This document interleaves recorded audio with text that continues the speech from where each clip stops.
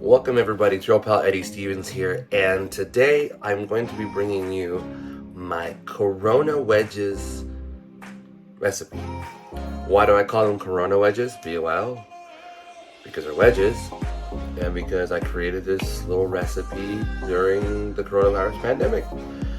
Mostly in the beginning when we were all supposedly at home. So I get asked about this all the time because it is an air fryer recipe. And I don't know about y'all if you have an air fryer. I hope you do if you're watching this. But it's life-changing, you know, when you have an air fryer, especially with a family and kids and stuff. So we're gonna do potato wedges. The greatest thing about these potato wedges is they can be for breakfast, for lunch with a good sandwich, for dinner with a steak. Doesn't matter. They work all the time. If you make enough of it, put it in the fridge, heat it up later, and eat some later. I'm a real guy doing a real recipe, so I don't have any exact measurements, but I can tell you your ingredients. These are baked potato sized potatoes. They don't have to be. I choose to get those because you can get a lot of wedges out of one potato. I'm gonna do 3 today, so I have plenty left over because the family loves these. But you can do whatever size potato you want. The spice mixture that I have no exact measurements of. Garlic powder. Yeah, that's Walmart version. It's alright. Any garlic powder works. Seasoned salt. Lawry's is the most common. Any kind of salt you want. It could be this kind. It could be sea salt. It doesn't matter. Black pepper. And the secret ingredient, smoked paprika. Not regular paprika. You could, but smoked makes that flavor so incredible. And you can tell by me getting this big old bottle of it. I use it a lot. Amazon. I'm not gonna have my face much in this because you don't need to look at this face to see what I'm doing. So let's get started. First, I'm just gonna give this a good clean rinse. I'm gonna rub it off a little bit. I said rub it off. That's all, just to get the excess off. There's no science to it. I just don't like to eat dirt. I don't know about you guys. Maybe when I was 6 or 7 back in the late 80s, but not now. Takes about 10 seconds of potato mash. That's it. Come over to my cutting board. Now because these are so thick, I'm gonna do 3 cuts into it. If you have smaller potatoes, I recommend just 2 cuts into it to make 3 sections. If you have smaller potatoes, 1 cut is probably fine. You can see a little bit of a diseased part right here. Maybe. There you go. Just cut that off. And now you're good. The beauty of a potato is you can just cut the bad part off. And it's still fine. This one's good. So now you just make whatever size wedges you want. I just got 4 out of that. Put it into a dish or a mixing bowl. Now, the mixing bowl can be whatever size you want. It kind of depends on how many you're trying to make here. Got 5 out of that. Because these are going to be big and there's going to be a lot, I did a pretty good size one. But again, it's up to however much you make. If you're making just for you, 1 of these is going to be more than enough. In fact, usually I say the serving size is probably 1 medium potato per person. For an adult who likes to eat, maybe less. For kids, obviously, it's less. Just cut off a little bad part there. It's going really quick. The prep is not that hard. And I leave the skin on because I think that's where the flavor really comes from. The flavor of the potato. Obviously, you're going to get flavor from seasoning. The flavor of the potato, I think, comes from the skin. So I leave it on. You're more than welcome to take it off if you want. Entirely your choice. Now as we get through this part, because I'm almost done, I'm in the 3rd potato already, I will give you some options here. You can rinse them to get some starch off, which I may do here in a second. And then if you want to make them extra crispy on the outside, I would recommend to also towel dry them first. Just get some moisture off. But then again, that's also a preference. entirely up to you. These are a little thick. It's just more time that you're adding to your prep time. But at the end of the day, it's still not going to be much because the air fryer is pretty savvy. Alright, so I've got all that done. Give it a little rinse.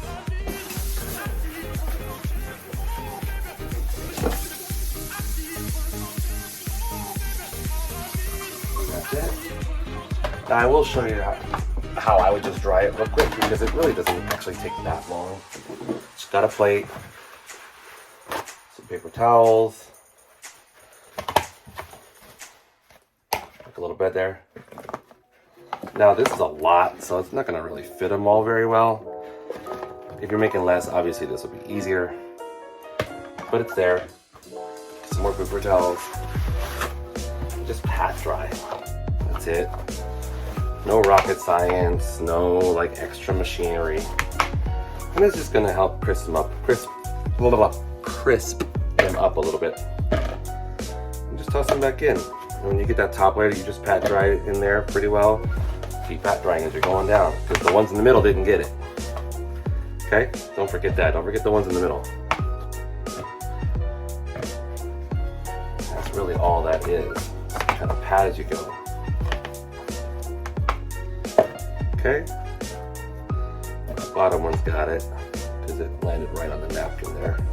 There we go. As you can see, got a lot of moisture off there. So that should help out. That's all it is. Okay, now here's where the magic happens. Real talk. Now, you just gotta eyeball this. I would tell you it's gonna be even measurements. But don't be scared, because potatoes love seasoning. I almost feel like they crave salt or seasoning. But it's all to taste. It's all however you like. But do not be scared. Don't do a light little dusting because it'll not taste like Jack. It won't taste like anything. Speaking of Jack, shameless plug, Jack's Whittier Restaurant. Brian Garrison, the owner over there, is the homie. Great guy. A lot of families work in there. Been family owned and operated the whole time. They make you feel like family. I love that place. Smoked paprika. Best part. This is going to not only give it that smoky flavor, it's also going to give it its color. And a lot of what I learned in the pandemic cooking-wise came from Gordon Ramsay, and Gordon always says, no color, no flavor. That was a bad impression. You can use whatever oil you want. People say, well, if you're doing an air fryer, why would you put any oil? You're not supposed to use oil because it's white toast here. You still have to coat it with something. I'm using just regular vegetable oil. You can use olive oil if you want. Again, you're eyeballing this just enough to coat it, okay? So it doesn't take a whole much. That's probably about 3 tablespoons right there that I just did. In which, in reality, compared to all the potato, it's not much. Now to save on mess, get some foil here. Cover this up. Seal it. Real good. Grab it. Shake it. And that's how you get it to coat everything evenly. That's how I do it. Okay? Take it off. A little shush. Okay? My air fryer here. Now, I have the 8-quart because I have a decent sized family. A little cooking spray just so it doesn't stick. Nothing crazy. Dump it in. Get all that extra seasoning on there. Don't be afraid to toss that oil and seasoning on there, because if you look inside, there's a lot left over, right? Not a lot, but it's enough to where I want to dump it in there. Because if you lose it, you lose that flavor, okay? Try to even out a little bit. Now we're going to put this in here. Every air fryer is different. This is the Power XL, okay? I'm going to hit the fry, so it goes to 400 degrees, and I'm going to push this up to 22 minutes. You're going to want to check this, well, not check it, but after about 10 minutes, you're going to want to pull it out, give it a shake, put it back in, and then when you get down to 2 minutes left, so at that point your cooking time is 20 minutes, pull it out again, see how it looks. That's when you'll determine if you need more time, if it's done, if it just needs 2 minutes, whatever you choose. It's however crispy you want it to be. And then once it's done, it's done. And you get these great potatoes that normally would have taken you top to bottom probably an hour and a half. And here it's taking like a half hour. Hour and a half in an oven, here it's taking a half hour, top to bottom. So totally great for weeknight stuff and for leftover stuff, okay? So we will see you guys when this is done. Okay, so it's been cooking for about 10 minutes time. Just wanted to show you guys that shake in the middle I was talking about to show you the progress. So we pull it out, give it a toss. You can see they're already starting to fry up a bit. See that steam coming out. That's it. Shove it right back in. We'll see in about another 10 minutes or so. All right, so we're at that 2-minute warning. And it's been cooking for 20 minutes. Look at that. How golden brown those are. I am gonna let it go the last 2 minutes. I'm gonna let it go the last 2 minutes because I want a little extra crispy today. So we'll see you here in about 2 minutes. Okay, so this thing's about to go off. I'm gonna be making my breakfast sandwiches to go with it as I give you a couple of tips here. First things first, eat them as hot and fresh as you can. I think that's a given. Secondly, I'm gonna have a lot of leftovers here, which is great because we love this stuff. Yes, that is Thousand Island. Yes, this is tapatio. But when you have the leftovers, and before you put them in the fridge for storage, what you're gonna want to do is you're gonna want them to sit out and cool down to probably room temperature. Because if you put them in the Tupperware, close it up, put it in the fridge, what's gonna happen is they're gonna get super soggy and they're not gonna reheat and taste as good as when they were fresh. I mean, they'll never be as good as when they were fresh, but you don't want them soggy. I like sometimes soggy fries, but not soggy. It's not a kind of Asian. Soggy, like saki, I don't know. I'm weird. Here we go. There you go. Perfectly brown, perfectly cooked every time. These are absolutely perfect. And if you're curious what these sandwiches are, lightly toasted bread, Thousand Island and tapatio. Yes, it sounds weird, but I promise it's good. That's a fried tomatoes, fried egg over hard with little cheese on it. And for all of you bacon lovers out there, got some bacon going on. I'm a big dude. I eat a lot, and I need a lot of energy because I have a 2-year-old and a 10-year-old. So I do 2 eggs. Still has some protein. And then another piece of bacon on each. Fresh out of the pan. And I'll show you guys how to do this another day, but I think you can kind of figure it out. Squash it. Okay. I'll do this here.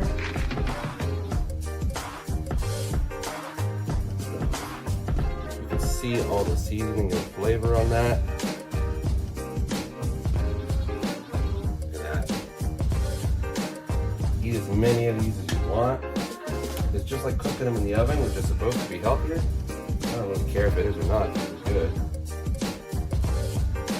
And I didn't get this size by eating them. Sure are enjoyable. And look how much I have left over for the rest of the fam. That's a lot. Air fryer pans are dishwasher safe, so I do it in the dishwasher all the time. Easy cleanup, easy gig. This is Eddie Stevens, and this is my Corona Wedges recipe. Enjoy, everybody. See you later.